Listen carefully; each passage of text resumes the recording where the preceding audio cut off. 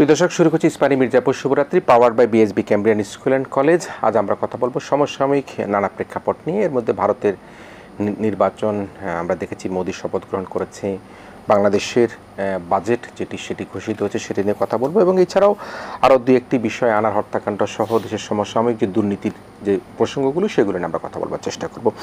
আমাদের সাথে স্টুডিওতে অতিথি হিসেবে উপস্থিত রয়েছেন সাবেক সচিব ও জাতীয় রাজস্ব বোর্ডের সম্মানিত সাবেক চেয়ারম্যান জনাব বদিউর রহমান রয়েছেন আমাদের সাথে অতিথি হিসেবে। আমরা স্বাগত জানাচ্ছি জনাব বদিউর রহমান আপনাকে। আপনি নিশ্চয়ই দেখছেন, ফলো করছেন এবং একই সাথে আমরা আজকে যুক্ত করে নিচ্ছি ভারতের কলকাতা থেকে দ্য টেলিগ্রাফ পত্রিকার সিনিয়র সাংবাদিক জয়ন্ত বসুকে আমাদের সাথে আমরা যুক্ত করে নিচ্ছি। মিস্টার জয়ন্ত বসু রয়েছেন আমাদের সাথে, আমরা তাকেও কথা বলবার চেষ্টা করব জয়ন্ত বসুর সাথে। আমি মিস্টার বদিউর, আমরা একটা বিষয় একটুখানি আমরা প্রথমে ভারতের নির্বাচন নিয়ে কথা বলতে চাই, যেহেতু আমাদের প্রতিবেশী দেশ, আমাদের বন্ধুত্ব, ভ্রাতৃত্ব, মুক্তিযুদ্ধে আমাদের অনেক অবদানের কথা আছে, সরকারের সাথে আমাদের খুব ভালো সম্পর্ক। সর্বস্থার প্রেক্ষাপটে তার দল আবার সরকার গঠন করতে যাচ্ছে, 240টি আসন লাভ করেছে, কিন্তু এবারের যে তার আসন সংখ্যাটি গতবারের চেয়ে বেশ কম এবং ধারণা করা হয়েছিল এবং তার দল থেকে প্রচারণা বলা হয়েছিল যে 400টির মতো আসন তিনি এবার পাবেন। এবং যেটা বুথ ফেরত জরিপ বলা হয়, সেই বুথ ফেরত জরিপে প্রত্যেকেই আমরা দেখেছি, কোথাও কিন্তু কেউ বলেনি যে 350, 60, 70, 80, 90, 400 পর্যন্ত সবাই বুথ ফেরত জরিপে বলেছে তিনি সিট পাচ্ছেন। কিন্তু সবশেষে দেখা গেল তিনি 240টি সিট পেলেন এবং অন্য দুটি, তার এই জোটের অন্য দুটি দলকে শরিক নিয়ে তিনি প্রধানমন্ত্রী হিসাবে আবার শপথ গ্রহণ করছেন। তো আমরা সবসময় একটা কথা বলে থাকি, মোদি ম্যাজিকের কথা বলে থাকি। তো আসলে আপনি ভারতের নির্বাচন, মোদির প্রধানমন্ত্রী হওয়া, কংগ্রেসের 100টি আসন পাওয়া, যদিও 99টি আসন, পরে একজন বোধহয় যোগ হয়েছে, 100টি হয়েছে, সার্বিক মিলে মোদি ম্যাজিকের অবস্থাটাকে আপনি কীভাবে দেখছেন? একটা ক্রেডিট তো মোদির হইল, জওহরলাল নেহরুর পরপর 3বার প্রধানমন্ত্রী হচ্ছেন তিনি। এটা তার জন্য একটা সৌভাগ্য বা এটা একটা ম্যাজিক হিসাবে হতে পারে। যদিও আমাদের প্রধানমন্ত্রীর মতো এরকম একাধারে 4বার উনি এখনো হন নাই, সামনে হবেন কিনা সেটা পরের ব্যাপার। ভারতে গণতন্ত্রের সৌন্দর্যটা ওখানে যে সেখানে বিরোধী দল যত আন্দোলন করুক, যাই করুক, কিন্তু নির্বাচনের সময় তারা নিজেদের পজিশনটা ধরে রাখার চেষ্টা করে। যেমন এবার ইন্ডিয়া যেটা তারা করলো, মোদির এনডিএর সাথে তারা ইন্ডিয়া জোট করলো। এই জোটের মধ্যে তাদের যে রাজনৈতিক সৌন্দর্য, অনেকে কিন্তু কমেন্ট করতেছিল আমার বন্ধু বান্ধব যে এবার মোদি পারবে না। আমার একজন দার্শনিক, আমি তাকে সক্রেটিস, অ্যারিস্টটল, প্লেটো বলি, ওগুলো নিয়ে বেশি গবেষণা করে, উনি তো আমাকে অনেকটা বললো যে এবার মোদি ফেল মারবে। আমি বললাম যে মোদি আসবে, হয়তো ওরকম আসবে না। রাজীব গান্ধী 400 পার বলছে, মোদিও এরকম বলে যাচ্ছে, সেটা হবে না, কিন্তু আসবে, আসবে। কারণ আমি যেটা দেখছি, মোদি শেষের দিকে কেজরিওয়ালকে অ্যারেস্ট করে যে আরেকটা গেম খেলতে চাইলো রাজনৈতিকভাবে, ওটা কিন্তু তার জন্য হিতে বিপরীত হয়েছে, ওটা তার ফেভারে যায়নি। ভারতে আমাদের যে নির্বাচন, এখানে তো নির্বাচনে এখন নির্বাচন নাই, মানুষের আস্থা নাই। কারণ আওয়ামী লীগ পরপর সরকারের দিকে প্রথম দিকে যে কাজটা করলো, যেমন ছোট্ট উদাহরণটা দিয়ে আপনার ইউনিয়ন পরিষদের চেয়ারম্যান, এটাও দলীয়ভাবে করে ফেললো। আমি সে সময় এটা প্রটেস্ট করেছি, এইটুক স্থানীয় সরকার নির্বাচন এটাও দলীয়ভাবে কেন নিচ্ছিল? একটা আগ্রাসী মনোভাব ছিল আওয়ামী লীগের তখন, পুরো দেশটা সব কিছু তারা নিজেরা দখল করে নেবে। এইবার সেটা পরে কি বললো যে দল দেব না, লেজে গোবরে করে ফিচাচ্ছে। ইন্ডিয়াতে কিন্তু এই রকম নাই, আপনি খেয়াল রাখবেন, একটা ধারাবাহিকতা আছে। মোদির নিজস্ব গুজরাটের কিছুটা বিষয়ে সমালোচনা আগেও ছিল, আছে। তারপরে ওই যে মন্দির, রাম মন্দিরের ব্যাপার, মসজিদ, এগুলো সমালোচনা, কিন্তু থাকার পরও ও হিন্দুইজমটাকে সেখানে ভালো করে তুলতে পেরেছে, তার একটা সাপোর্ট। অটল বিহারী বাজপেয়ীর পরে বিজেপির মধ্যে একটা ভালো পজিশনে মোদি আসছে। অতএব সেটুক কিছু ফল করলেও তার ক্রেডিটটা তো তার রইলই। কিন্তু সেখানে যেটা বলা হচ্ছে সংখ্যালঘুর একটা চাপে ছিল কিনা, যেটা একটা নাগরিকত্ব আইন করতে যাচ্ছিল, এবং সেটা যদি নাগরিকত্ব আইন তো হয়ে গিয়েছে, মোদি যদি তার এখন জোট করে সরকারে না আসতো, সে আইনটার অবস্থা কি হতো? যারা এখন অনেকেই, যার বাপ দাদাও হয়তো ভারতে গিয়েছে কিন্তু তিনি নাগরিকত্ব নিয়ে এখন ঘুরে বেড়াচ্ছেন, যদি সেই এবার জোট না করে ক্ষমতায় তিনি আসতেন, 350-400 আসনই পেতেন, তাহলে কি নাগরিকত্ব আইনের যারা নাগরিকত্ব হারানোর সংখ্যা ছিল সেটি কি অবস্থা? জোট না করলে যদি একক ভাবে মোদি আবার আসতো, এককভাবে মোদি আবার আসলে কিন্তু তিনি যেটা যেটা করছে তার সেই গোটা ধরে রাখতো, এটা করতো। কারণ আপনার এই যে একটা জিনিস খেয়াল করেন, সে কিন্তু রাম মন্দির করার সময় পিছপা হয়নি। যত সমালোচনা যাই হোক, যে বিকল্প জায়গা দিয়ে ওখানে মসজিদ করে দেওয়ার কথা বলে দিয়েছেও, কিন্তু পিছপা হয়নি। এটাতে মোদি আবার তার যে যোগ ব্যায়ামে যায় বসে দেখেন না, তার একটা নিজস্বত্ব হইল, সে যেটা চিন্তা করছে তার সেই লাইনে সেটা সে ধরে রাখছে। আর বিরোধী দলের কংগ্রেসের যেটা সৌন্দর্য আমি যেটা দেখলাম সেটা হলো, তারা আমাদের এখানে যেরকম আলীবাজাদের বাজার পিছিয়ে চলে গেছে। 2014 যা নির্বাচনে যদি বাজাজ আসতো বাংলাদেশ জাতীয় দল, তাহলে বাজার তখন ক্ষমতায় চলে আসার মতো একটা পসিবিলিটি ছিল 2014-তে। জি, যেরকম ছিল, কিন্তু আসে নাই। তো একটা টেকনিক ছিল, হয়তো তারা ভাবছে যে আওয়ামী লীগ যখন এখানে পল্টনে আন্দোলন করার সময় আগে, যেটা পরে শেখ হাসিনা বললো যে আমাদের আন্দোলনের ফসল 111, এভাবে বললো না, তো সেটা করার সময় ভাবলো যে ওই আন্দোলন করে পল্টনে তো একজনকে পিটিয়ে মেরে ফেললো, মনে আছে? হ্যাঁ, লগি বৈঠা, তার কাস্তের লড়াই টড়াই সব বলা হয়েছিল না? তো সেই সময় ওইটা দেখে হয়তো এদের পলিটিক্যাল ক্যালকুলেশন আমার মনে হয় রং ছিল। এরা ভাবছে আমরাও যদি এরকম জ্বালা পোড়াগুলো করি তাহলে বোধহয় ওইরকম আসবে, but that was A failure. এটা হয় নাই। ইলেকশনে আসাটা দরকার ছিল। রাজনৈতিক দল করলে ইলেকশনে না আসলে কেউ টিকে থাকতে পারে না। রাহুল গান্ধীরা যদি এরকম করে আবার পিছিয়ে যেত, ইলেকশন না হতো, তাহলে কি এটা উঠতে পারতো? এখন যতটাতে আসলো, যে 99 বা পরে একটা তো আসলো, পারিবারিকভাবে তারা সব সময় কংগ্রেসের সমর্থক এটা বলে সে ওইদিকে আসলো, এটা আসতে পারতো না। এবং এই আশাটা তো সামনের জন্য একটা ভালো। তো বিএনপি এইখানে মার খেয়েছে, তারা নির্বাচনে না আসাটা তাদের একটা ভুল ছিল। আমরা কি আমাদের সিনিয়র সাংবাদিক জয়ন্ত বসুদাকে পেয়েছি? আমরা লাইনে কি যুক্ত করতে পেরেছি? জয়ন্তদা আমাদের শুনতে পাচ্ছেন?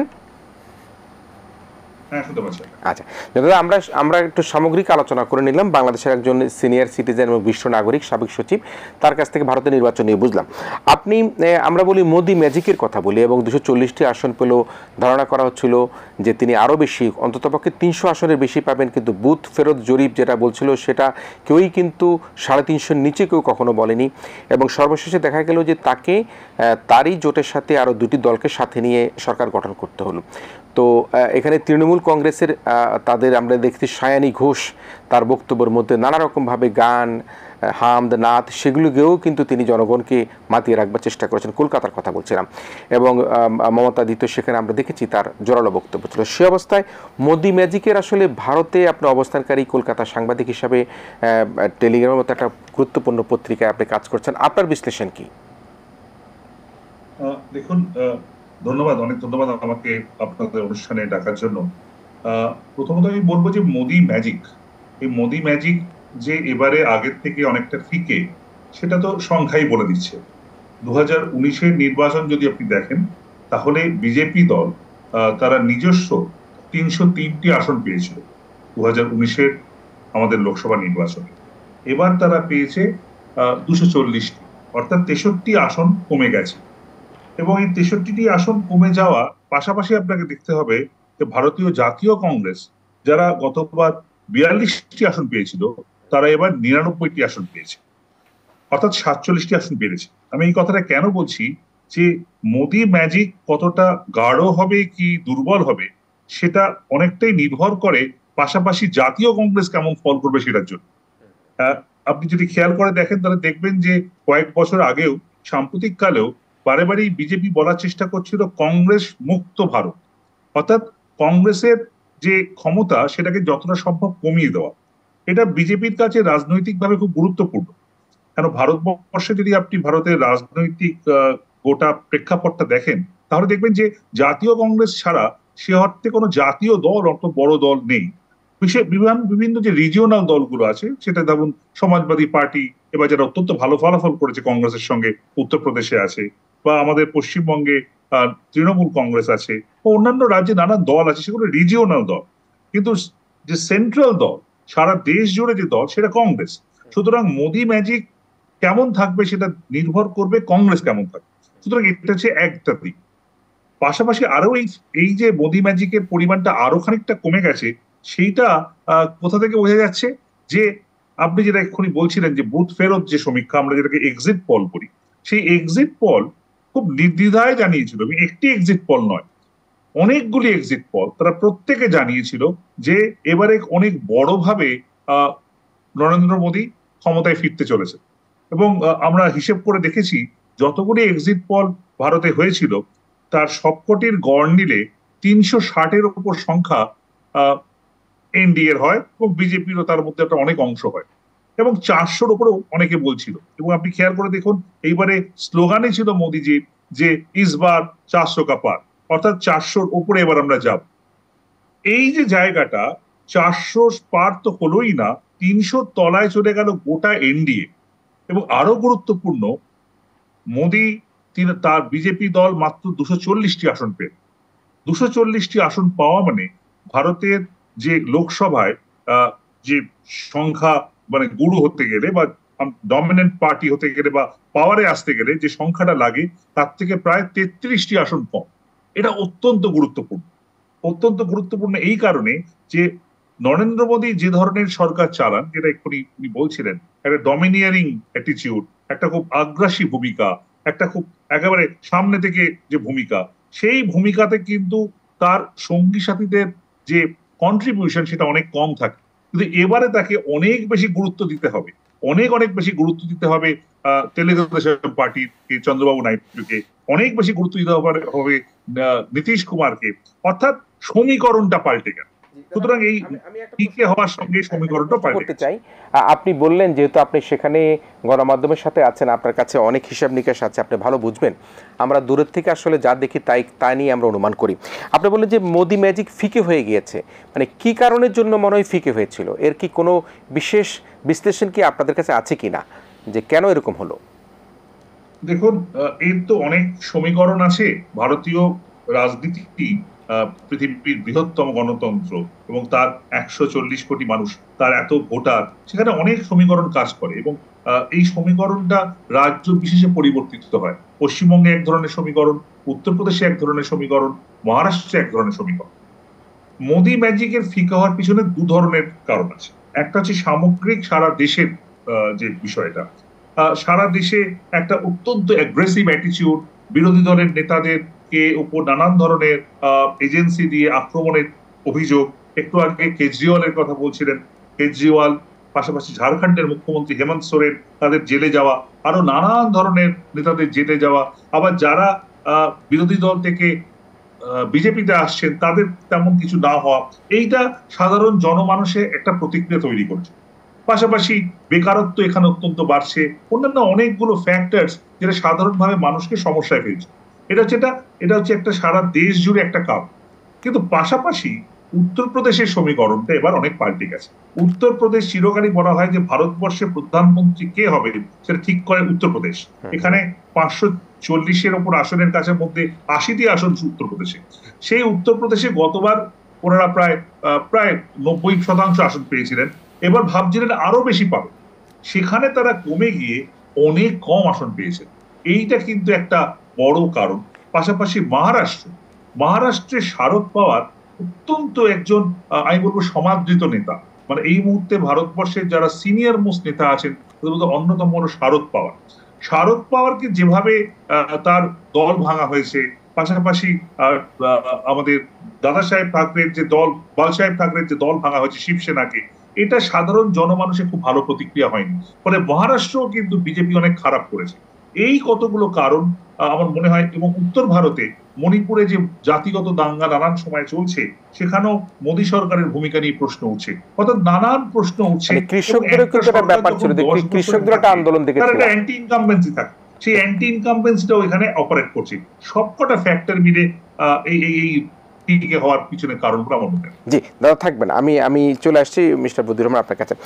মোদী সাহেবের কিন্তু নানা রকম বক্তব্য দেখেছি। তিনি নির্বাচনের পূর্বে বলেছিলেন যে 10টা সাধারণ মানুষের মতো নন তিনি, জৈবিকভাবে তিনি জন্মগ্রহণ করলেও ভারতের সেবা করার জন্য পরমেশ্বর সরাসরি তাকে মনোনীত করে পৃথিবীতে পাঠিয়েছেন, এ ধরনের একটা বক্তব্য দিয়েছেন। দাদা নিশ্চয়ই আপনিও শুনতে পাচ্ছেন। তো এই যে যেটি বলল আমাদের ভারতের সাংবাদিক, যিনি বললেন যে আসলে মোদির যে ম্যাজিক সেটি ফিকে হয়ে গিয়েছিল নানা কারণের জন্য, সেটি বলা হলো যারা বিরোধী রাজনীতি করতো তাদেরকে একটুখানি নানা রকম এজেন্সি দিয়ে তাদের পিছনে লেগে থাকা, বা বেকারত্ব এবং নানা আরো অন্যান্য সমস্যা, কাশ্মীর ইস্যু একটা আছে, একটা বড় ইস্যু ছিল, তো বা মুসলমানদের মধ্যে বা হিন্দু মুসলিম দাঙ্গার কথা একটা সবসময় একটা গন্ডগোলের কথা লেগে থাকে। তো সবসময় গুজরাটের দাঙ্গার জন্য তাকে যতই লুকিয়ে বলা হোক, প্রধানমন্ত্রী গুজরাটের দাঙ্গার হোতা তো তাকেই বলা হয়, তো সেটা তো মানুষ ভুলে যায়নি, সেটা তো আগ থেকে স্বীকৃত। উনি যে বলছেন পরামর্শ সরাসরি তাকে মনোনীত করে, এটা উনি বলতেই পারেন, যিনি যখন বলেন ক্ষমতায় থাকেন তিনি তো তখন সেভাবেই বলেন। আপনার কোন রাজনৈতিক নেতা নিজের ঢোল বাজায়নি? এটা সবসময় ক্ষমতা যারা থাকবে তিনি তার ঢোলটা বাজাবেনি। তো সেই হিসাবে উনি বলবেন পরমেশ্বর তাকে পাঠিয়েছে, তিনি ওখানে দুধ হয়ে আসছেন, এটা বলবে। ভালো বাজারে মানুষকে প্রলুব্ধ করার জন্য এক একজন এক একটা স্টাইলিশ হলে, that may be treated as is style, যে পরমেশ্বর তাকে পাঠিয়েছে। যে আমরা এই আলোচনাটা শেষ করবো দাদা, আপনাকে ছেড়ে দিচ্ছি। জয়ন্ত বসু আবার শেষের দিকে আপনার কাছে একটু করে আসি, যেটি পরামর্শ সরাসরি তাকে মনোনীত করে পৃথিবীতে পাঠিয়েছেন, যেটি মিস্টার বদিউর রহমান বললেন, যেটা যিনি ক্ষমতা থাকেন তিনি বলতেই পারেন। এছাড়াও কিন্তু আমরা যেটা দেখেছি সেটা আপনি বললেন যে বেকারত্বের কথা, আমরা দেখেছি যে ইউটিউবার একজন ভারতের বিভিন্ন বিষয় নিয়ে একটা বেশ নাড়াচাড়া করেছেন। আপনি শেষ বিশ্লেষণে কি বলবেন দাদা?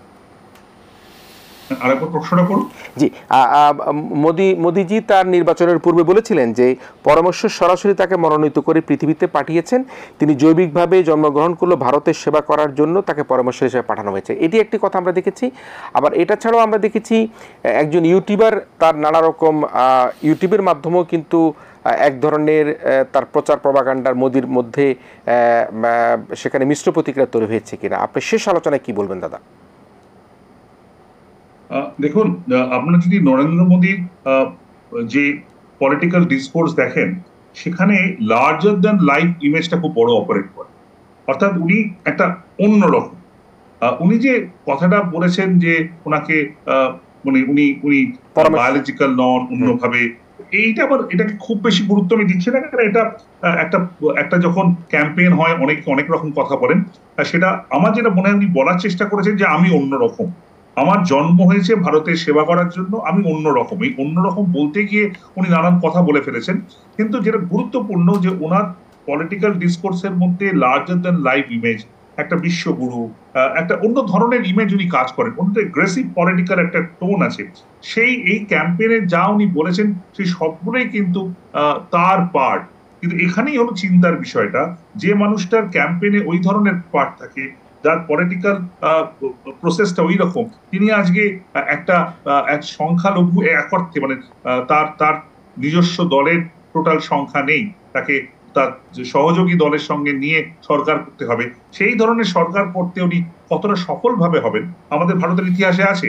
নরসিমহা রাও, যিনি কংগ্রেসের প্রধানমন্ত্রী ছিলেন, তিনি সংখ্যালঘু সরকার নিয়ে বহু বছর চালিয়েছেন, কিন্তু সেটা মোদিজির যে পলিটিক্যাল ডিসকোর্স, সেটা থেকে সম্ভব কিনা এই নিয়ে প্রশ্ন আছে। জি দাদা, শেষ আলোচনা করতে চাই, আসলে বাংলাদেশের রাজনীতি কি প্রভাব ফেলবে? মোদি যেহেতু এককভাবে সংখ্যাগরিষ্ঠতা নিয়ে তিনি নির্বাচিত হতে পারেননি, তার সহযোগিতা নিয়ে তিনি সরকার গঠন করেছেন, প্রধানমন্ত্রী হয়েছেন, এতে আমাদের বাংলাদেশের রাজনীতিতে কি ধরনের প্রভাব ফেলতে পারে? এখানে আলাদা প্রভাব তো কিছু পড়বে না, তার কারণ বাংলাদেশ যখন কংগ্রেস ছিল, বাংলাদেশের পররাষ্ট্র নীতি অনুযায়ী কংগ্রেসের সাথেও বাংলাদেশের ভালো সম্পর্ক ছিল। পরে যখন এই কট্টর হিন্দুবাদী বিজেপি আসলো, সেখানেও তো ভালো সম্পর্ক চলছে। অতএব এখানে আলাদা কোনো প্রভাব পড়বে আমি মনে করি না।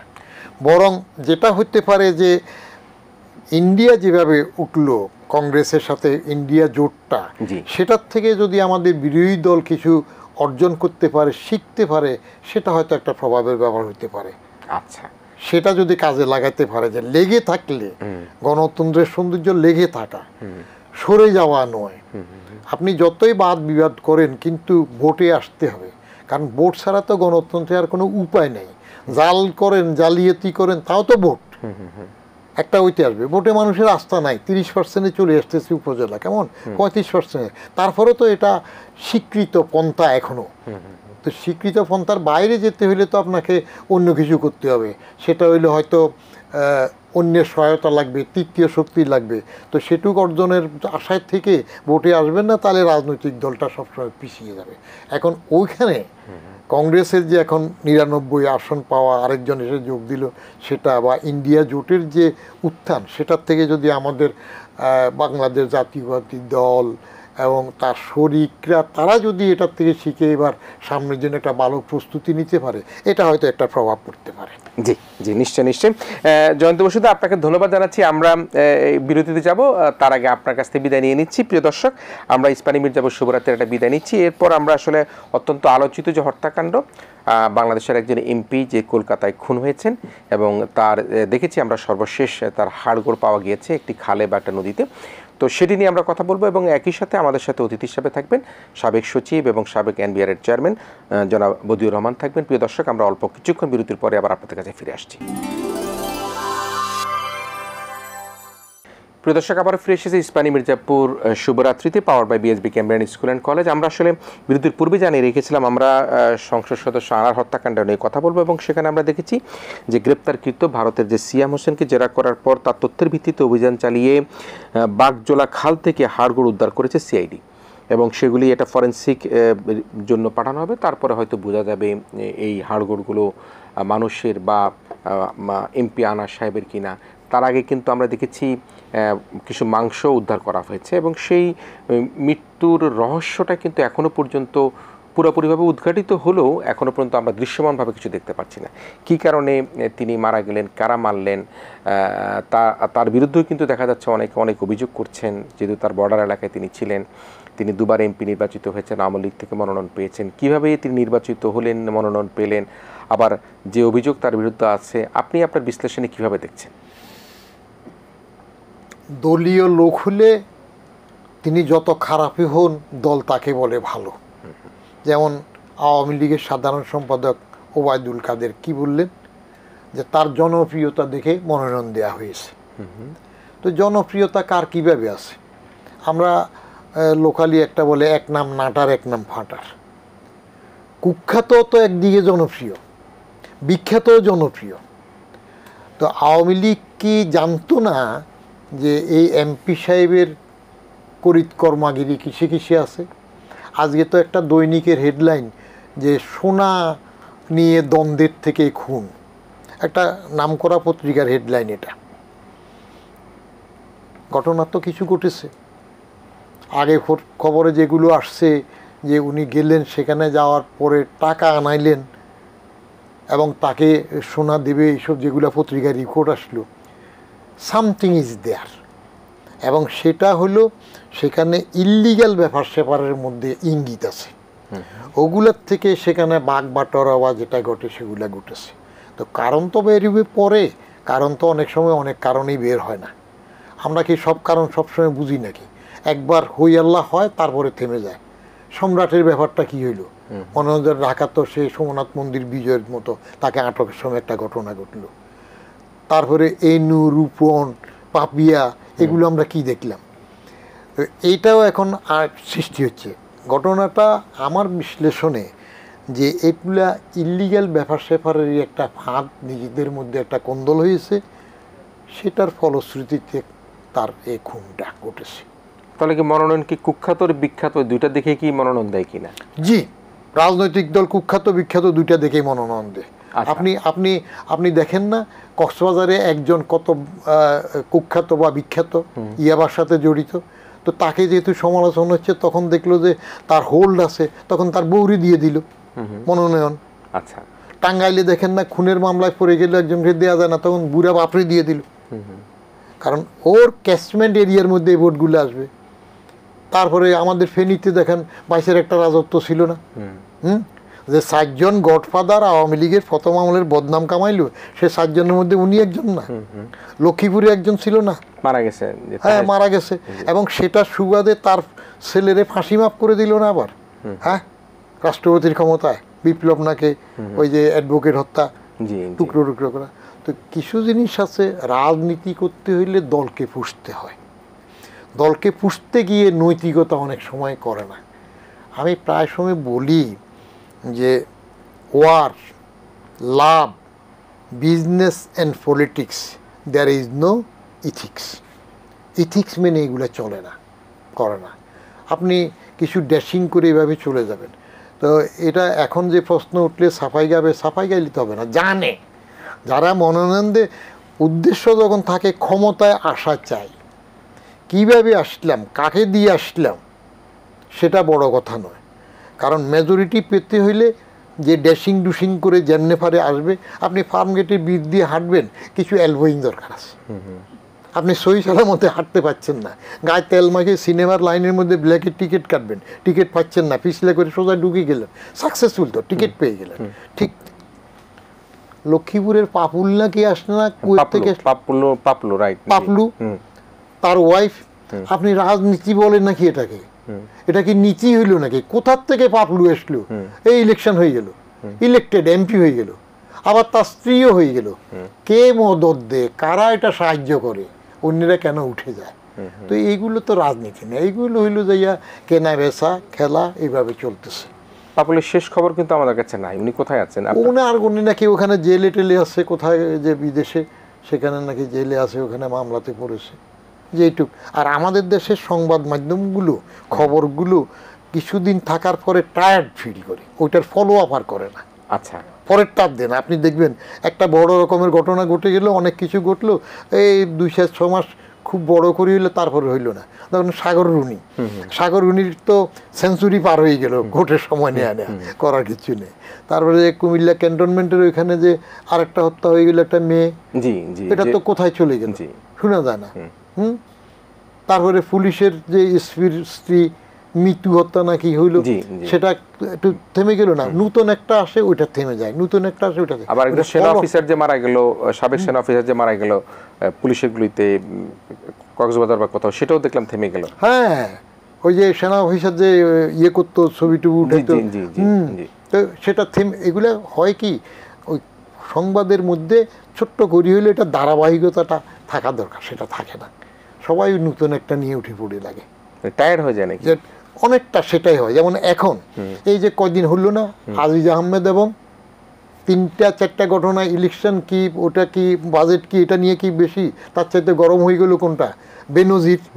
বেনজির যে নজির স্থাপন করলো, গোটা বাহিনীকে কলঙ্কিত করে দিল। আজিজ আহমেদের যে ভাইদের নিয়ে যেটা করলো, সেটা নিয়ে কথা উঠলো। তার সাথে আনার হত্যা, এগুলা বেশি ইম্পর্টেন্ট হয়ে গেল না বাজেটের আলোচনার চাইতে। তো এগুলো ধরেন আরেকটা নতুন আসবে, তখন এটা থেমে যাবে। এখন কি সম্রাটেরটা আছে? নাই। তখন আপনার সম্রাটকে যখন অ্যারেস্ট করার জন্য কাকরাইলে ওই যে বিল্ডিং, কিরকম লোক, কি মনে হয় যেন একটা যুদ্ধ, দেশে যুদ্ধ হইতেছে, এরকম হইলো না? তা আমাদের অবস্থাটা হইলো উঠবে, থেমে যাবে। আর রাজনীতিতে আপনি যেটা বললেন, এটা হইল কারো বেলায় নীতির ক্ষেত্রে আপোষ নাই, আর কারো আপোষের ক্ষেত্রে নীতি নাই। কে কোনটা মানবে সেটার ব্যাপার। আর আমাদের পলিটিক্স ছিল ক্ষমতা যাওয়া দরকার, যেভাবে ম্যানেজ করে হোক, নীতির প্রশ্ন বড় নয়। সেখানে ক্ষমতায় আসতে হইলে যার মাসেলম্যান আছে, শক্তি আছে, ভোট আদায় করতে পারবে, ভোট আদায় করতে না পারলে কেন্দ্র থেকে যেভাবে হোক ম্যানেজ করতে পারবে, সেগুলো হবে। সেগুলো আমাদের ফেনীতে আরেকটা নজির দেখেন না আপনি, যে ইউনিয়ন পরিষদের ওই যতগুলো থাকে সব কি হয়, আমরা সব সময় আমরা ভদ্রলোক, প্রতিদ্বন্দ্বিতা থাকি না, সব একচেটিয়া হয়ে যায়। কেমনে হয়? বিনা ভোটে হয়ে যায়। হ্যাঁ, বিনা ভোটে যায় না, ভদ্রলোক তো বিনা ভোটে হয় না। মানে এমনভাবে সিস্টেমটা করা থাকে যে কেউ সাহস করি আর সেটার বিরুদ্ধে ভোটে যেতে চায় না। তাহলে ভোটের ভবিষ্যৎ কি? ভোটের ভবিষ্যতে যে এখন দেখলেন না কি হলো, উপজেলাতে কে যাচ্ছে, ভোটের ভবিষ্যৎ তো ছেড়ে দেমাকে দেমাসি। যে আওয়ামী লীগ নিজে বলল যে দলের প্রতিনিধি হবে ইউনিয়ন পরিষদের চেয়ারম্যান। এখন কি বললো, ছেড়ে দিল যে না দাঁড়া, দলের ব্যাপার না, দাঁড়াও। আবার এমপি ইলেকশনে কি করলো, যে লোকই তো নাই, যে ঠিক আছে যে দাঁড়াও সে হইবে, দল থেকে আর বহিষ্কার করা হবে না। এগুলো হইল একটা আদর্শ নিয়ম না মানলে যখন যা ঘটে আর কি সেটা হয়। একসময় মনে করি পুরাটা দখল করে ফেলবো, দখল করতে করতে এমন হয় তখন মানুষ আর এটাতে কোনো আগ্রহ পায় না। ওটা কিন্তু একটা জিনিস যে কারণের জন্য ক্ষমতা ছাড়তে কিন্তু ভয় লাগে, সেটা কারণ হচ্ছে বলে যে winners want to take all, যারা জিতে তারা সব নিয়ে নিতে চায়। যেমন মনে করেন যে বিএনপি ভোটের আগে যেরকম একটা আচরণ করেছে বলে বলা হচ্ছিল যদি কোনো কারণে আওয়ামী লীগ ক্ষমতা আসতে না পারে তাহলে অমুক দেশে থাকতে পারবে না, এইটা হবে না, রক্তের গঙ্গা বয়ে যাবে। এই যে জিনিসগুলো যে winners wants to take all, সেই জায়গাটাতে আসলে কেন আমাদের মধ্যে নেই? যেমন এখন মনে করেন যে কংগ্রেস হয়তো ক্ষমতা নাই, বিরোধী দল হিসাবে আছে, কিন্তু দ্যাট ডাজ নট মিন যে কংগ্রেসের সবাইকে ধরেই একটা কিছু করে দিবে, তা তো নয়। কিন্তু আমাদের দেশে এখানেও ধরে করতো না, আমাদের এখানে হইলো প্রতিহিংসাটা বেশি। পলিটিক্যাল স্টেবিলিটির জন্য যে সহনশীলতা হয়ে উঠবে সেটা এখানে নাই। কারণ দুইটা বড় দলের মধ্যে, আলীবাজাদের মধ্যে একটা লড়াই আছে। আওয়ামী লীগের মনস্তাত্ত্বিক ব্যাপার হলো সবসময় জিয়াউর রহমান বঙ্গবন্ধু হত্যার সাথে জড়িত, কেমন? অতএব জিয়াউর রহমানকে কোনো রকমের টোলারেট করা যাবে না, ওটার নাম নিলেও গুনাহ হবে। আবার বিএনপি সবসময় যেটা ভাবে যে বাকশাল করে, বঙ্গবন্ধু নিজেই তো সারা জীবন গণতন্ত্রের জন্য লড়াই করলেন, যৌবন শেষ করলেন, কিন্তু সেই বঙ্গবন্ধু নিজেই গণতন্ত্রটা শেষ করলেন বাকশাল করে। এটা একটা তারা বলে বিপ্লবের দর্শন টর্শন, কিন্তু বাকশালের তো কোনো কারণ ছিল না। 3 মিনিটের মধ্যে আবার প্রেসিডেন্ট হয়ে গেলেন না নতুন করে 5 বছরের জন্য। কে? বঙ্গবন্ধু। আচ্ছা, যে বাকশাল করার সময় তিনি আবার ফের বঙ্গবন্ধু প্রেসিডেন্ট হইলেন না 3 মিনিটের মধ্যে 5 বছরের জন্য বাকশাল করলো। তো এইগুলো আপনার যুক্তির জন্য। এই যে আজকে একটা দেখতেছিলাম, ওবায়দুল কাদের বলতেছিলেন যে অপ্রদর্শিত অর্থ জায়েজের বিষয়, বলে যে খালেদা জিয়া ওই সুযোগ দিয়েছিল। এইগুলো একেবারে নিচ স্তরের কথাবার্তার মধ্যে পড়ে আর কি। কে কি সুযোগ দিয়েছিল না সেটাকে আবার আমিও কোট করে দেব যে আমিও দেব। আবার আমাদের প্রধানমন্ত্রী বললেন যে মাছ ধরার জন্য আদার ফিল দিতে হয়, ওই যে 15% দিয়ে উনি নিজে আদার ফিল দিয়েছেন। মাছ অনেকগুলো শেয়ানা থাকে, ওগুলো আদার গিলে না, ধরা আসে না, ওগুলো ঠোকরাই চলে যায়। যারা টাকা পাচার করে নিয়ে গেছে বা অপ্রদর্শিত রাখছে, আমি তো এনবিআর থেকে মানুষের চেহারা দেখেছি, কিছুটা পরিচয় যেটুক পরিচিতি এনবিআর চেয়ারম্যান হওয়ার কারণে আমার হয়েছে, কিন্তু সেখানে গিয়ে এখানে 111 এর কারণে হয়েছে না, 111 ভয়ের কারণে হইলো আমি এনবিআর চেয়ারম্যান হওয়াটা আমার পরিচিতিটা বেশি হয়েছে। কিন্তু মানে 111 এর সময় আপনি এনবিআর এর চেয়ারম্যান হওয়ার কারণে হয়েছে। আমি সেখানে গিয়ে মানুষের যে স্বরূপ দেখেছি, যে উপরে যে মানুষগুলোকে পূজনীয় মনে করতাম, পা ধরে কদমবুসি করবো ভাবতাম, সেখানে গিয়ে ভেতরে দেখলাম যে আল্লাহ এগুলো তো নমস্য কেন, এগুলো তো কোনো কাছেই পড়ে না, কেন এত খারাপ। এটা উপর দিয়ে ওয়াজ করছে অনেকে, আপনার যে দুর্নীতির বিরুদ্ধে জেহাদ করব, এটা করব, ওয়াজ করে, সভা সেমিনারে যায়, আমরা মুগ্ধ হয়ে শুনি। পরে ওই সময় দেখি যে সেও কর দেয় না, লুকায় রাখে, এবং যখন ধরার সময় হইতেছে তখন যাইয়া বলে যে এরকমও তো পেয়েছি যে ভদ্রলোক মারাও গেছেন, যে আমার মা কোরআন শরীফের জুলদানের মধ্যে নাতিদের জন্য কিছু টাকা রেখে গেছে, ভুলে না নাতিদের জন্য রাখছে আর কি, কোরআন শরীফের জুলদানের মধ্যে রাখছে। ওনারা জানতেন জুলদান মানে কি, জুলদান হলো কোরআন শরীফ যে কাবারটা দিয়ে যে ঢুকে। তো পরে আমি বললাম যে ঠিক আছে, এগুলো সব ইন্টারেস্টিং, কত ঘটনা আছে। তা আমি আমার ওই ডেপুটি কমিশনার বললাম যে ঠিক আছে, উনি ভদ্রলোক সার মানুষ, মুরব্বী, এরকম সবসময় ইয়ে করে, ওনার মা রেখে গেছে, এটা ক্লিয়ার করে দেওয়া। পরে ওই ডেপুটি কমিশনার আমার মেম্বার সাহেবকে বলতেছে, আমার সরাসরি ডেপুটি কমিশনার সাহস করে কথা বলতো না, বলে স্যার জুল দেন কি বস্তা নাকি, মানে কত টাকা। ডেপুটি কমিশনার গিয়ে দেখে অবস্থা বস্তা, আরে উনি যেটা বললে জুলদান কি প্রচুর টাকা, আপনি করবেনটা কি। তারপরে যাই বড় নেতা, এখন সবকিছু বলা যায় নাকি, অনেক রিস্কের ব্যাপারে। বড় নেতা দেখা গেল ব্যাংকে বস্তায় করে বিভিন্ন নামে টাকা জমা দিতেছে, আরেকজন করলেন। তারপরে আমার বিরুদ্ধে মামলা করতে চলে যাইতেছে মওদুদ সাহেব, এটা তো বলাই যায়। উনি টাকা ধরতে গেছি গোপন করে, ট্যাক্স দিয়ে নাই অনেক কোটি টাকার, ধরতে গেছি। তখন আমার টেলিফোন করতেছে এ দেশি, আমি তখন তার দেশি হয়ে গেলাম। এ দেশি, ওরা আমার কিছু করতে পারলো না, আপনি বুঝি আমার ঝামেলা ফেলবেন। বললে স্যার ঝামেলার কি আছে, ট্যাক্স দিয়ে দিবেন। আমাকে গুড হিউমারে রাখতেছে, এগুলো বলতেছে, আর এখান দিয়ে আমার বিরুদ্ধে হাইকোর্টে রিট করতে গেছে যে আমি কেন তার অ্যাকাউন্ট ফ্রিজ করবো। এইসব ঘটছে না। জি, আমরা আসলে আপনি যে জিনিসটা তুলেছেন, আসলে আমাদের বাজেট নিয়ে কথা তুলছিলেন, সেটা নিয়ে কিন্তু আমরা আমরা আমরা আমরা বলবো আপনি অনেক কিছু দেখেছেন অল্প সময়ের মধ্যে, যখন এনবিআর ছিলেন সেখানেও দেখেছেন, এবং সে আলোচনাটা করব, এবং কর দেবার না দেবার যে প্রবণতাটা সেটা নিয়ে আমরা কথা বলবো, এবং এই প্রস্তাবিত বাজেটটি সেটিও কিন্তু মোটা দাগে কীরকম হয়েছে সেটা নিয়ে কথা বলবো। আমরা প্রিয় দর্শক, আমরা আবার একটা বিরতি নিচ্ছি, এবং বিরতির পর আবারও আমরা আলোচনায় ফিরে আসবো। আমি এই কথাই বলতে চাই, আমাদের আজকের আলোচক একজন নির্মোহ আলোচক, যিনি বদিউর রহমান, যিনি সাবেক সচিব এবং এনবিআরের সাবেক চেয়ারম্যান ছিলেন। তার সাথে আবার আমরা শেষ আলোচনায় যুক্ত হব। অল্প কিছুক্ষণের বিরতি নিচ্ছি। প্রদর্শক ইস্পানী মির্জাপুর, শুভরাত্রিতে আবারও ফিরে এসেছি, power by BSB Cambrian school and college. আমরা আসলে বাজেট প্রসঙ্গ নিয়ে শেষ আলোচনাটা করতে চাচ্ছি। আমি শুধু বাজেটের মূল উল্লেখযোগ্য যে কথাটাই সেটি একটু বলি। সুখী, সমৃদ্ধ, উন্নত, স্মার্ট বাংলাদেশ বিনির্মাণের অঙ্গীকার নিয়ে কিন্তু এই স্লোগানে গত 6 জুন বাজেট প্রস্তাব উপস্থাপিত হয়েছে 2024-25-এর। আমরা নানা প্রতিক্রিয়া, আওয়ামী লীগ তো স্বাভাবিক, সরকার যারা থাকে তারা গণমুখী বাস্তবমুখী বাজেট বলে থাকেন। বিএনপি বলেছে যে এটা নতুন বাজেট, লুটেরাদের বাজেট। বিরোধী দল জিএম কাদেরও কিন্তু বলছে প্রস্তাবিত বাজেট জনবান্ধব নয়। কিন্তু আবার ব্যবসায়ীদের শীর্ষ সংগঠন এফবিসিসি এবং ঢাকা চেম্বার কিন্তু বলছে যে যৌক্তিক, বাস্তবসম্মত এবং গণমুখী। সরকারের সাথে একই রকমভাবে কথা বলেছেন। আর ওই সিপিডি, সানেম, পিআরআই এরা তো সবসময় বলে যে বাজেট আসলে জনগণের যে অংশীজনের সেটা প্রতিফলন ঘটেছে কিনা সেটা কিন্তু বলে। তো এই যে সুখী, সমৃদ্ধ, উন্নত, স্মার্ট বাংলাদেশ বিনির্মাণের অঙ্গীকারের বাজেটটাকে আপনি কীভাবে দেখছেন? আপনার এখানে তো 4টা বিশেষণ আছে। একটা হলো সুখী বাংলাদেশ বিনির্মাণ, আরেকটা হলো সমৃদ্ধ বাংলাদেশ নির্মাণ, তারপরে উন্নত বাংলাদেশ, আরেকটা হলো স্মার্ট বাংলাদেশ একসাথে। আওয়ামী লীগের একটা বড় ক্রেডিট হইল তারা নির্বাচনী ইশতেহারে সবসময় একটা চমক টাইটেল দেয়।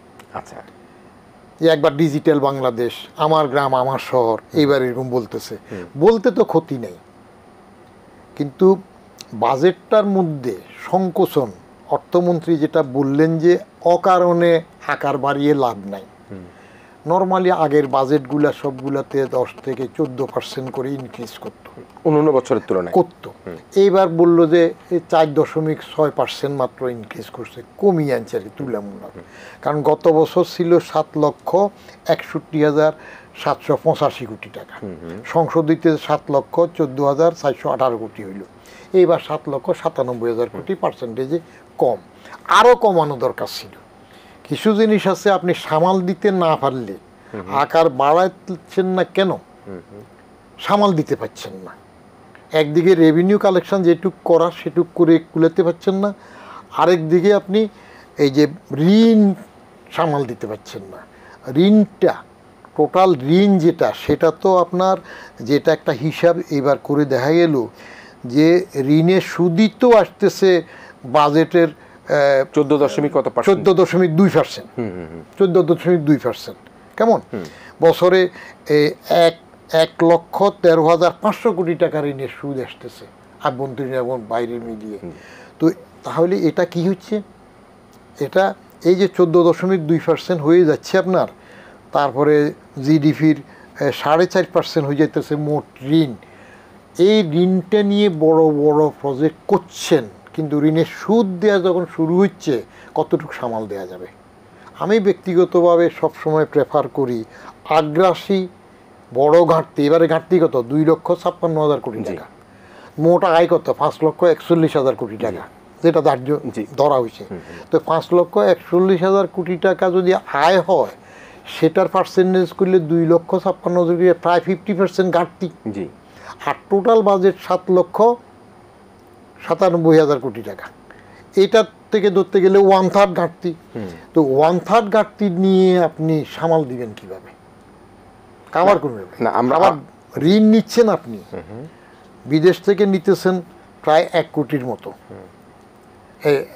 1 লাখ কোটির মতো, 90,000 বাইরের অনুদান সহ। আর বাংলাদেশে ভিতর থেকে নেবেন ব্যাংক ব্যবসা থেকে 1,37,000 কোটি টাকা। তো ব্যাংক ব্যবস্থা থেকে সরকারি যদি এত ঋণ নিয়ে নেয় তাহলে অন্য যারা এন্টারপ্রেনার থাকবে, ব্যবসায়ী, শিল্পপতি, তারা কতটা নেবে, তারা কোথায় পাবে? তো ঋণ করে ঘি খাওয়া আগ্রাসী কিছু জিনিস আছে। আমি আরেকটা টেলিভিশনে আমাকে বললো যে এডিপি এবার কাটছাট আরও কম করলে গিয়ে, তাহলে যদি সংকোচনমূলক করতো যে আগের যেগুলো রানিং প্রজেক্ট সেগুলো শুধু রাখবো, নতুন কোনো প্রজেক্ট নেব না। এই যে ক্ষমতার থেকে চলে যাওয়ার পরে আগের পরিকল্পনা মন্ত্রী মান্নান সাহেব কি বলতেছে, অপ্রয়োজনীয় প্রকল্পও নেই। কেন নেই? রাজনৈতিক সরকার উন্নয়ন কাজের মধ্যে দল পোষণের জন্য কিছু প্রকল্প নেই, যেগুলো আলটিমেটলি সরকারি মন্ত্রণালয়ের মাধ্যমে হইল দলের লোকজন সেগুলোতে টেন্ডার পায়, খাটে, এবং দল একাধারে এই 4 মেয়াদে আসছে, একাধারে 3 মেয়াদ থাকার পরে গোটা দেশের সব কিছু তো আওয়ামী লীগের দলীয় হয়ে গেছে। আপনি তাজ্জব হবেন, দলের সেলা সামুন্ড বাড়ির কবরস্থানের জন্য বরাদ্দ পায়, আগের ওয়ালের উপর দিয়ে চুন মেরে টাকা নিয়ে যায়, মানে পারিবারিক কবরস্থানের জন্য। হ্যাঁ, কারণ ওই যে আসে না জেলা পরিষদ টরিষদের দিয়ে কবরস্থান উন্নয়নের জন্য টাকা দিল, বাস টাকা আনলো, আগের পুরনো ওয়ালের উপরে চুনকাম মারে টাকা নিল। আবার নিজের নামে পুরান নিজের বাপের দাদার নাম থেকে যে বাড়ির নাম সেটা বাদ দিয়া দলীয় লোক বললো যে তার নামের তার বাড়ির সলিংকরণ, যে আগের ফাঁকার থেকে বাকিটুক তার পর্যন্ত করলো। আবার দল এমন হয়ে গেছে আপনার কমিটি বিক্রি করা শুরু করে দিয়েছে, সব অনেক দিন একসাথে থাকার পরে।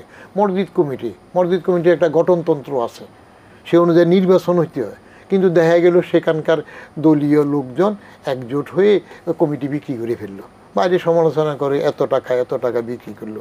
তো এটা হইল একাধারে যখন থাকে দলকে পুষতে হয়, লোক পুষতে হয়, এই পোষার জন্য অপ্রয়োজনীয়, এটা মান্নান সাহেব বললো, অপ্রয়োজনীয় নিতে হয়। বাস্তবায়ন 4,80,000 কোটি টাকা রাজস্ব বোর্ড। তাহলে আমরা তো স্মার্ট বাংলাদেশে যাচ্ছি, তো আমরা তো স্মার্ট ডিজিটাল থেকে স্মার্টে তো রূপান্তরিত হতে যাচ্ছি। আপনি হতে যাচ্ছেন, এগুলো আপেক্ষিক ব্যাপার, নট অ্যাবসলিউট। স্মার্ট বলতে কি বুঝেন আপনি? রিক্সার মধ্যে ইঞ্জিন লাগাই দিলেন, এটা যদি স্মার্টনেস বলেন সেটা একটা স্মার্ট হইতে পারে, যে এখন রিক্সা ইঞ্জিনে চলতেছে না, রাস্তা পার হওয়া যাইতেছে না, চলা যাইতেছে না, গরিব মানুষ আরামে চলতেছে বলে এটা নিয়ে একটা মারামারি হইলো, তারপরে প্রধানমন্ত্রী সিদ্ধান্ত নিলেন না চলবে, তো আপনি ঠেলা গাড়িতে ইঞ্জিন লাগাই দেন, সেটা একটা স্মার্টনেস হবে। That is not a smartness. আপনি টোটাল ঢাকাটাকে গিঞ্জি বস্তি বানাই ফেলতেছেন রাজধানী দখলে রাখার জন্য, এটা ভাঙছেন না। সম উন্নয়নের জন্য বাইরেরটাতে পুরো করতে হবে। স্মার্টনেস হইলে কোনটা হবে? আমরা 60-এর দশকে স্মার্টনেস ভাবছি ক্যারোলিন শার্ট যে গায়ে দিছে সে স্মার্ট, আচ্ছা, তারপরে একটা টেডি প্যান্ট আসলে বলে যে সেটা স্মার্ট, তারপরে বেল বটম আসলে বলে যে ওটা স্মার্ট।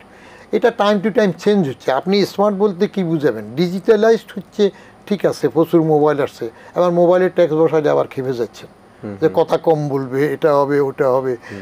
আপনার আস্তে আস্তে উন্নত হতে গেলে অনেক কিছু অটোমেটিক আসবে। আমরা এমন এক যুগে আছি, এমন যুগে পড়ছি আমরা যারা এখন আছি, আমরা ঠেলা গাড়িতে যেমন চড়ছি, গরুর গাড়িতে যেমন চড়ছি, আমরা আবার ঠিক আমাদের স্যাটেলাইট পর্যন্ত দেখতেছি এখন। মানে আপনাদের সময়কার কথা? হ্যাঁ, আমি যে আপনি গরুর গাড়িতে উঠছেন, গরুর গাড়িতে উঠলাম, ঠেলা গাড়িতে চলছি, আবার এখন আমার স্যাটেলাইটের পর্যন্ত আমরা পৌঁছি, দেখতেছি। এই যে জাপানে টানেল দেখলাম, নদীর নিচ দিয়ে তাদের গাড়ি চলে, এখন আমরাও কর্ণফুলীর নিচ দিয়ে গাড়ি চলবে, আসতেছে।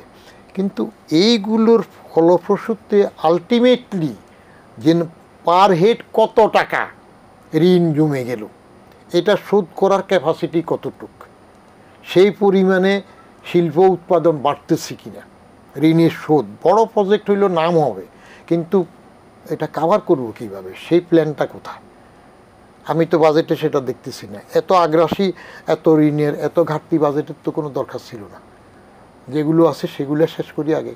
আমাদের একটা টেন্ডেন্সি আছে, আমি দেখলাম প্রথম কাজ করার জন্য সবাই আগ্রহী, নতুন প্রজেক্ট, নতুন কাজ, নতুন রাস্তা, কিন্তু সেটার মেনটেনেন্স দিকে আর খেয়াল নেই, বছরকে বছর পড়ে আছে।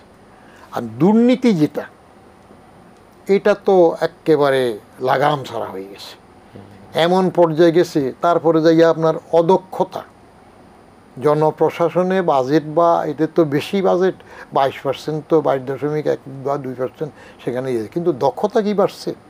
শেখ হাসিনার আমলে তো আমলাদের, সরকারি কর্মচারী কর্মকর্তাদেরকে সুযোগ সুবিধায় একটা জিনিস বাকি রাখছে শুধু, এটা আমি বলি হিউমারাস হইতে, যে অবিবাহিত হইলে বউ এবং স্বামীও উনি দেবেন, এইটা ছাড়া বাকি সব সুযোগ সুবিধা তো দিল, বাট তার রিটার্নে কি হলো? গাড়ি দিয়ে দিল বিনা সুদে। আমি জয়েন্ট সেক্রেটারি হইয়া এস্টাবলিশমেন্টে দরখাস্ত করছিলাম যে স্বল্প সুদে গাড়ি ঋণ দাও, আমার সরকারি গাড়ির দরকার নাই, অন্তত 5% সুদে। তখন আমাকে লিখিত চিঠি দিয়েছে এটা সম্ভব না। আমি ক্যালকুলেট করে দিয়েছিলাম একজন জয়েন্ট সেক্রেটারির জন্য ড্রাইভার, গাড়ি, তেল, টোটাল কত খরচ যায়, তার পরিবর্তে আমাকে 5% সুদে যদি গাড়ি কিনতে দেওয়া হয়, আমি ওই গাড়ি নিলাম না, কী সুবিধা হয়? তখন না করেছি। আর এখন ডেপুটি সেক্রেটারি পর্যন্ত আপনার বিনা সুদে গাড়ি পর্যন্ত দিছি। তো কিছু হইল, এবার বাজেটে একটা জিনিস আসছে, ওই সামান্য চেঞ্জ আসছে একটা, সেটা হইল 30% একটা করে একটা স্ল্যাব বাড়ালো। এটা আমি পছন্দ করি নাই, কারণ আপনি যত স্ল্যাব বাড়াবেন উপরে তত ফাঁকি হবে, ফাঁকি তত বাড়বে। আচ্ছা, এবং করের ব্যাপারে সবচেয়ে সুবিধা হইল মোর সেল লেস প্রফিট, আলটিমেটলি মোর প্রফিট। আপনি আদায়ের সক্ষমতা করেন, মাঝখানে 2টা স্ল্যাবে 5%-এর 1 লাখের পরে 3 লাখ টাকায় 4 লাখ করলো, 4 লাখ টাকায় 5 লাখ করলো, এই তো। কিন্তু শুভঙ্করের ফাঁক আছে, মানুষ আবার চালাক আছে। আপনি সঞ্চয়পত্রে বিনিয়োগ করলে রেয়াত দেন, কিন্তু বিনিয়োগটা কিভাবে করে? ওই 30শে জুনের মধ্যে বিনিয়োগ করে, একটা সার্টিফিকেট তো পায়, বিনিয়োগের কাগজ আছে না, বিনিয়োগ করলো, ওই 1 জুলাই বা 2রা জুলাই যাই এটা ভেঙে ফেলে। কিন্তু এটা রেস্ট্রিক্ট করে নাই যে বিনিয়োগের রেয়ারটা হইতে হবে 1 বছর, যদি তার বিনিয়োগ থাকে তাহলে 1 বছরটা পাবে। কেমন? সম্পদ কর গতবার একটা মন্ত্রী ছিল কি ছিল না, অর্থমন্ত্রী বোঝা যায় না, আহা মোস্তফা কামাল, সম্পদ কর বাড়াইলো 3 কোটি থেকে 4 কোটি। সম্পদ কর আপনি আরো বাড়ান না, যার সম্পদ বেশি আছে তাকে ধরেন, তার সাশ্রয় বেশি দেন, সেখানে আপনি করেন। এনবিআর এর ক্যাপাসিটিতে জরিপ করে যত টিআইএন আছে সবাই তো রিটার্ন দিচ্ছে না। তো দিচ্ছে না কেন? সবাই রিটার্ন আনেন, তাহলে তো দেখা যাবে।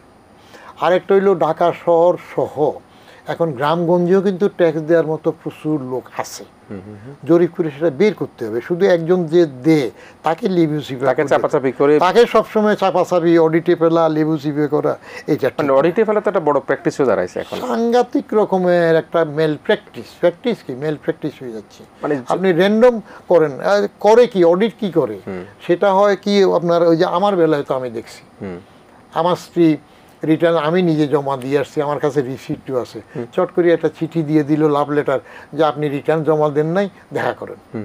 আপনাকে, আপনার স্ত্রী, আমার স্ত্রীর নামে আর কি চিঠি আসছে। তো স্ত্রী তো কি বুঝে, সবটা আমি করি। তা আমি ওই চিঠি পেয়ে হাসলাম, I was just playing with it.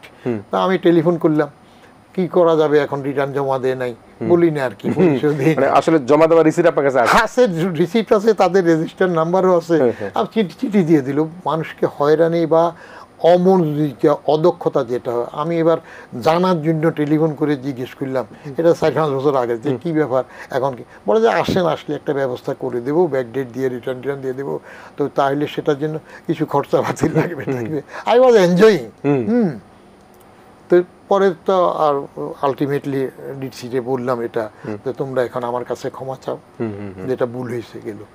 Return জমা দিতে গেল তো আমি নিজে গেলাম, দেখা গেল যে ওই সার নাই, বসে রইলাম, হবে না, চিনতেছে না, তুই সার না থাকলে আরেকজন নেবে না, আরেকজন সই করবে। এইসব ছোটোখাটো হয়রানিগুলো অর্গানাইজেশনাল বিহেভিয়ারের মধ্যে এখনো চেঞ্জ হয় নাই।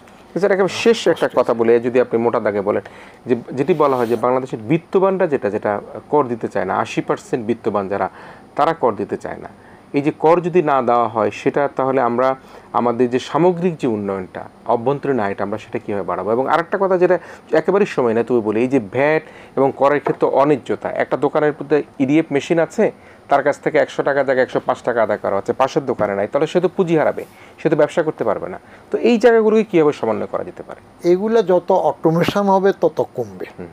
অটোমেশন হয়ে গেলে আপনার শুনছি খালি হবে হবে হবে, করতে পারছে না, সেখানেই তো সক্ষমতার প্রশ্ন আসতেছে, কেন পাচ্ছে না সেটা তো আমি বুঝি না। আমি থাকার সময় আমি কিছু অ্যাটেম্প নিতে চাইলাম, থামাই দিল। তো আমি তাজ্জব হই যে জরিপ করতে চাইলাম, ঢাকা শহরের বাড়ি বাড়ি জরিপ করে নতুন টিআইএন নাম্বার দেবো, সেটাই আমাকে থামাই দিল। কেন থামাইলো বুঝলাম না। ওটা তো নন পলিটিক্যাল গভর্নমেন্ট ছিল, 3 দিনের সরকার যেটা আসলো, কিন্তু তা বললো যে এটা করা যাবে না। তারপরে তো বদলিই করে দিল। হ্যাঁ, বদলি করে দিল, তারপরে আমিও চাকরি ছেড়ে দিলাম, থাকলাম না। আর বিত্তবানরা যেটা দেয় না, ইটস ট্রু, বিত্তবানরা বেশিরভাগ ক্ষেত্রে দেয় না। ধরার জন্য যে সাহস দরকার এনবিআর সেটা করতে যায় না। আর নিচের দিকে যারা আছে, এটা তো চেয়ারম্যানের উপর নির্ভর করে, যে কোনো প্রতিষ্ঠানের who leads the chair, who leads the organisation, তার সাহসের উপর এবং সরকারের সমর্থন। একটা জিনিস খেয়াল রাখতে হবে, পলিটিক্যাল গভর্নমেন্ট যখন থাকে, তার গুডউইল না থাকলে, সাপোর্ট না থাকলে ওইখানে কেউ কিছু করতেও পারবে না। আজকে প্রধানমন্ত্রী বলে দেখ না যে ঠিক আছে, ইরেসপেক্টিভ অফ পার্টি, লোক টোক চিনি না, তোমার আইন মোতাবেক যতটুক ট্যাক্স পাওয়ার যার থেকে আদায় করো। একটা সাহসী লোক দেখবেন প্রচুর টাকা আছে, প্রচুর টাকা আছে, না দিয়ে যদি বাঁচতে পারে দেবে কেন? রাজনৈতিক সদিচ্ছাটা খুব গুরুত্বপূর্ণ, সবসময় পলিটিক্যাল গুডউইল সবসময় গুরুত্বপূর্ণ। আর যদি ওই যে অন্য যারা আসে লেফট রাইট করে করে, এরগুলো দিয়ে তো কিছু হবে না, এগুলো দিয়ে সরকারের ধারাবাহিকতা হয় না। রাজনৈতিক সরকারের কোনো বিকল্প নাই, কিন্তু রাজনৈতিক সরকারের সদিচ্ছা কতটুক সেটারও বিকল্প নেই। জি নিশ্চয়ই প্রিয় দর্শক, আমরা শেষ করতে চাচ্ছি এবং সেটি আমরা কর সংক্রান্ত আলোচনা দিয়ে শেষ করছি, এবং সেটি একটা বাজেট ঘোষিত হলো এবং সেই বাজেটের পরবর্তী সময় কিন্তু কর দেবার যে বিষয়টি আসে, সেই বিষয়টি কিন্তু আমাদেরকে অত্যন্ত গুরুত্ব সহকারে আমলে নিতে হবে। এবং যারা টিআইনধারীরা আছেন এবং যারা টিআইনধারী হবার যোগ্যতা অর্জন করেছেন, তারা নিশ্চয়ই আমরা আশা করব যে আপনারা যার যার যে অবস্থান থেকে তার কর প্রদান করবেন, এবং একই সাথে কর ভীতিটাও কিন্তু দূর করবার জন্য এনবিআরকেও কিন্তু মানুষের সাথে বন্ধুত্ব ভ্রাতৃত্বের মাধ্যমে দিয়ে কর আদায় করতে হবে, সে প্রত্যাশা করে আজকের মতো আমাদের এই আয়োজন শেষ করছি। আমি ধন্যবাদ জানাই আমাদের আজকের অতিথি জনাব বদিউর রহমান আপনাকে, এবং সর্বশেষে আপনার এনবিআরের কিছু অভিজ্ঞতা আমাদের সাথে শেয়ার করবার জন্য। প্রিয় দর্শক, আমরা আপনাদেরকে আগামীকালকের অনুষ্ঠান দেখার আমন্ত্রণের মধ্যে দিয়ে আজকের মতো আমাদের ইস্পানি মির্জাপুর শুভরাত্রি এখানে শেষ করছি। আপনারা ভালো থাকবেন, সবাই মিলে ভীষণ ভালো থাকবেন।